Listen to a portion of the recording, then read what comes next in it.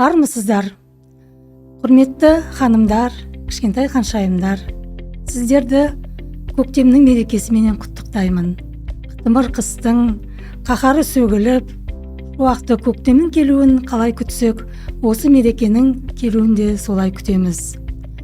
Бұл мереке біздің ұлттық дәстүрлі мерекеміз болмаса да, халқымыздың күнделікті өміріне сіңіп, бір сүйкімді мерекенің біріне айланды. Біз бала күнімізден өзіміздің отбасымызда аналар мейрамы деп осы мерекеге қатты дайындалатын едік. Семьядағы балалар әрқайсы өзінің шамасы келгенше бірі кесте тігіп, бірі тоқыма тоқып, бірі сурет салып, әйтеуір сыйлықтарымызды дайындап, анамызды қуантуға тырысатын едік. Ал енді 8 март күні анамызды әлі оянбастан бұрын бәріміз ерте тұрып алып, үйдің бәрін жинап, шай дайындап, анамыздың оянуын күтіп отырамыз. Сол кезде анамыз тұрғасын әрқайсымыз сыйлықтарымызды алып, анамызды құттықтап, мәре-сәре болатын едік. Ал енді 8 март күні біз күні бойы анамызды үй шаруасынан босатуға тырысатын едік.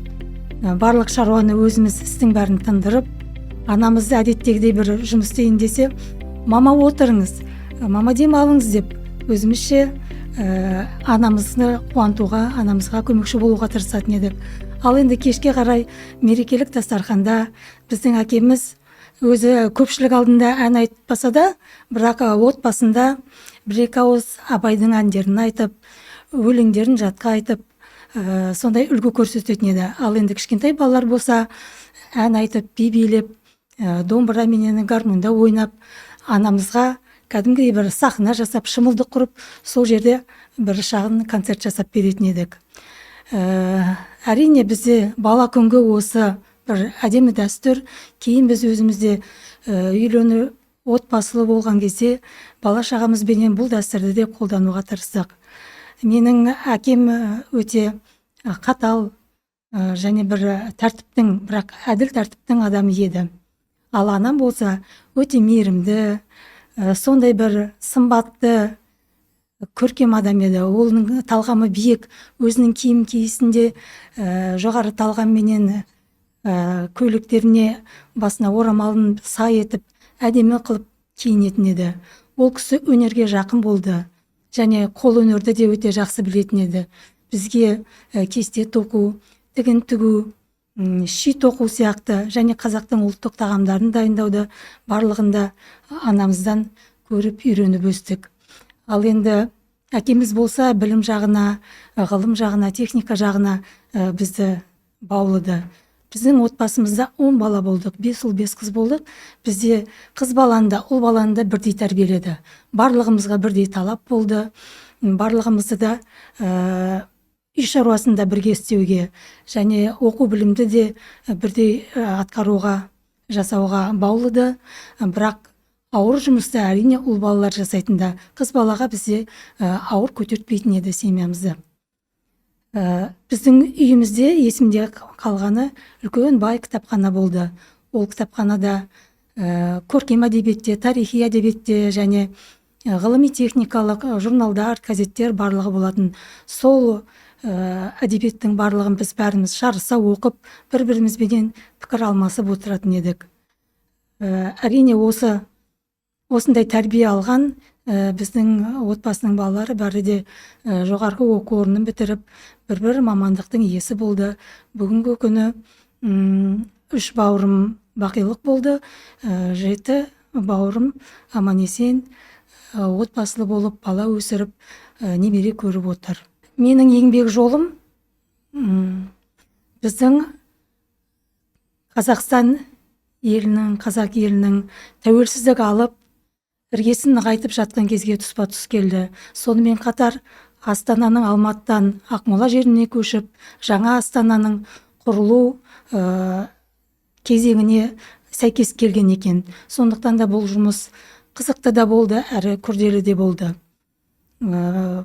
Сол кездері бізде білікті мамандар тапшы болды, және де мемлекеттік тілде жұмыс істейтін мамандар тапшы болды.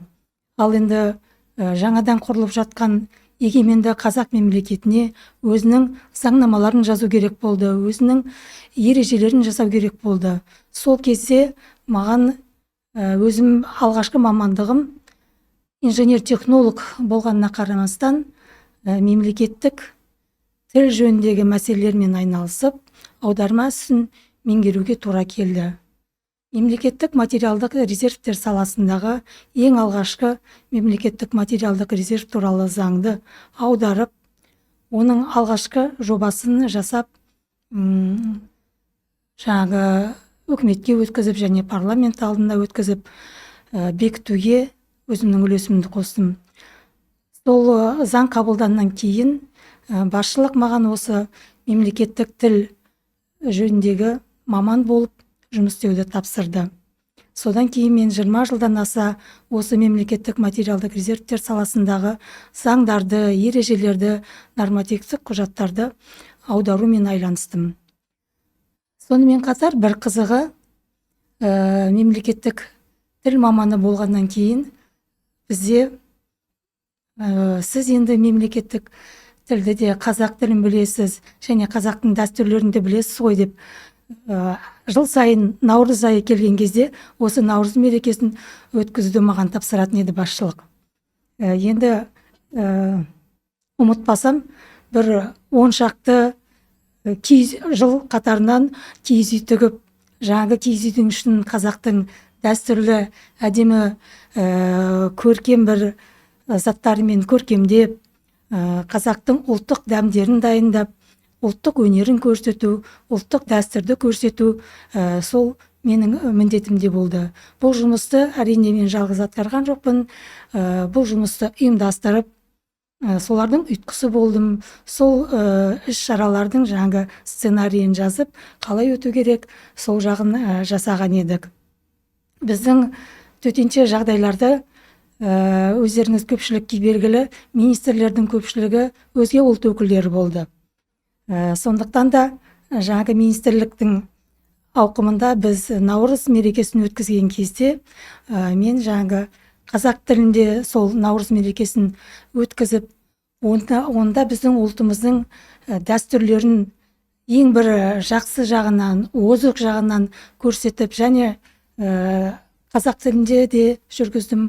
Оны қазақ тілін түсінбейтін орыс тіліндегі жаңағы көпшілік қонақтарға, басшыларға қазақ тілінде де, орыс тілінде айтып түсіндіріп отырдым. Сол кезде төтенше жағдайларға министр болып келген біраз адамдардың біздің жаңағы мерекеге қатысты. Сол кездегі министріміз өзге ұлт өкілі, ол кісіні бізді тіпті бас құда қылып, алдына арқан тартып, жаңағы құдалық дәстүрімізді жасауға да қатыстырған болатын біз. Сонымен қатар ол кісіге біз түсіндіріп айтып отырдық. Бұл құдалық деген не екенін, жаңағы қызға сырға салу, қызы келіннің бетін ашу деген сияқты, сол барлық дәстүрлердің өзінің мағынасын, мәнін ашып көрсетуге тырыстық. Жұмыс барысында мен үшін бір маңызды кезең қазір есіме түсіп отыр.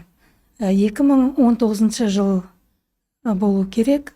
Бізді тәжірибелі аудармашыларды аударма ісіндегі бекзат өнер саналатын ілеспе аударма, синхронды аударма үйренуге шақырды.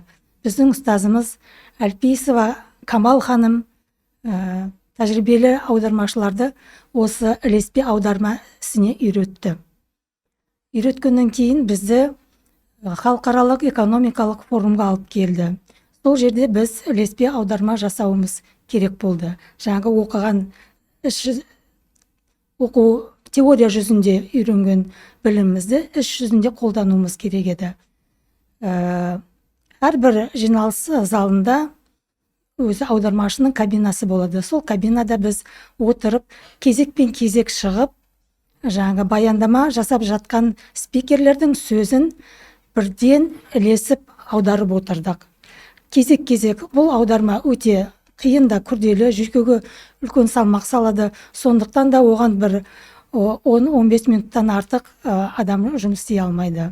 аудармашылар кезекпен кезек отырып аударма жүргізіп жаттық.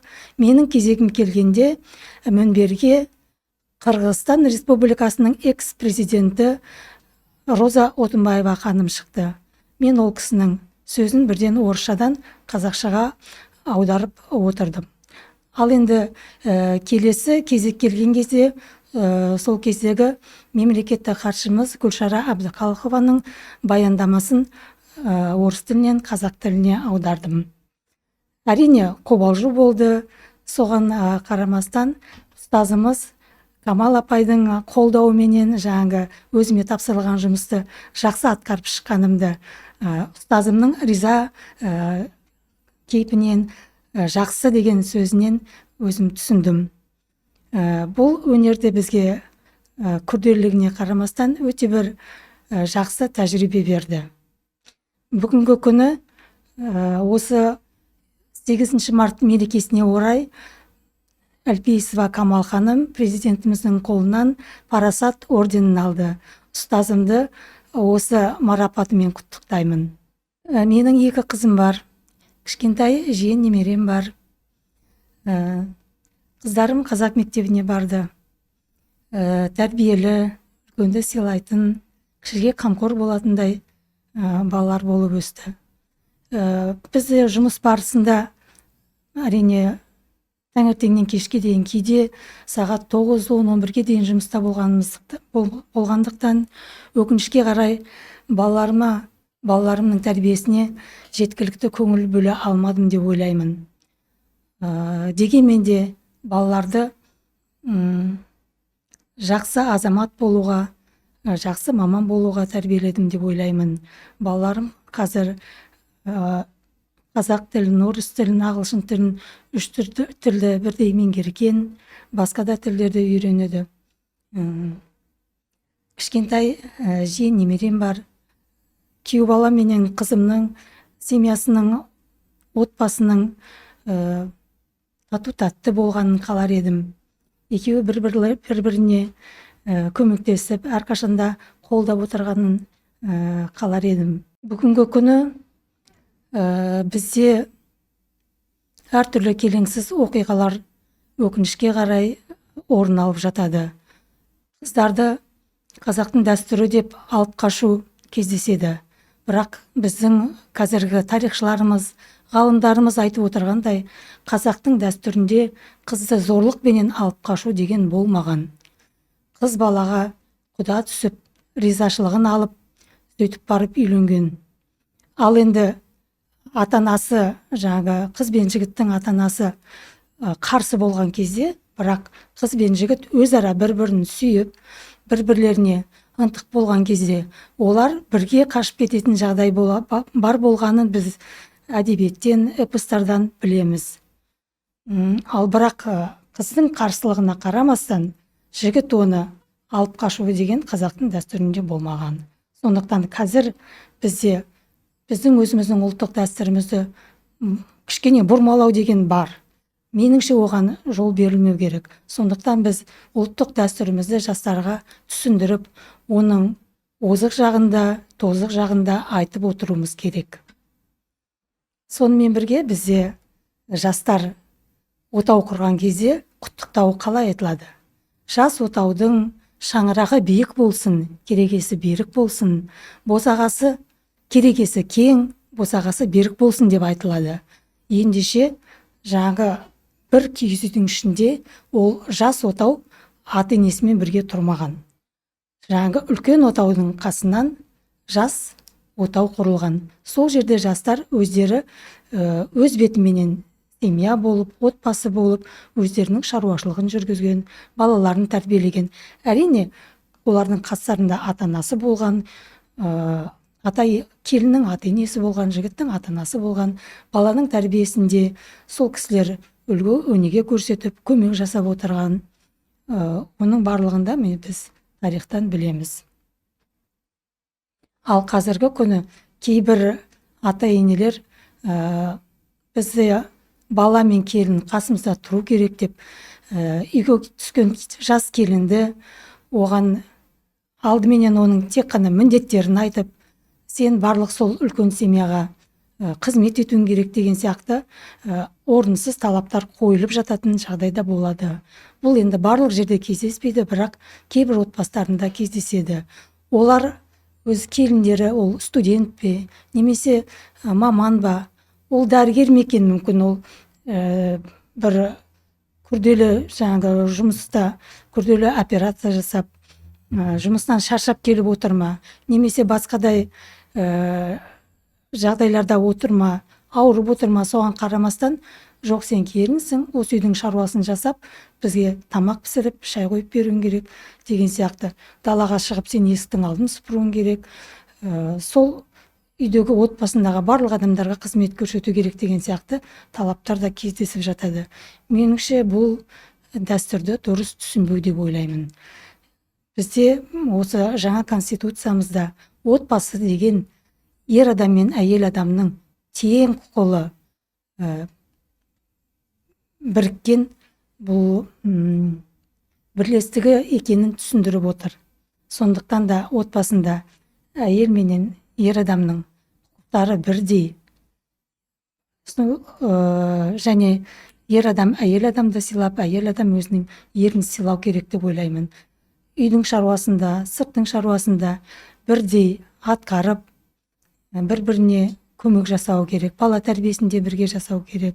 Ата-анасына да екі жаққа да бірдей қарап, келіннің ата-анасында, ер баланың да ата-анасында бірдей сыйлау керек деп ойлаймын. Біздің жастар, әрине балаларымыз барлығы да толыққанды отбасында тәрбие алып отырған жоқ.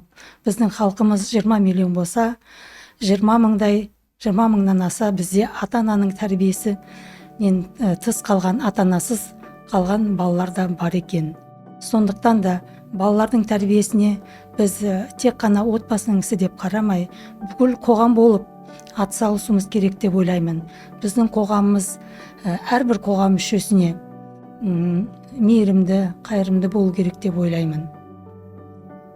Жастар отбасын құрардың алдында некеге тіркеген кезде біздің жаңағы азаматтық жағдайларды тіркеу орны бар ғой. Сол жерде отбасының, жас ата-ананың мектебі болса деймін.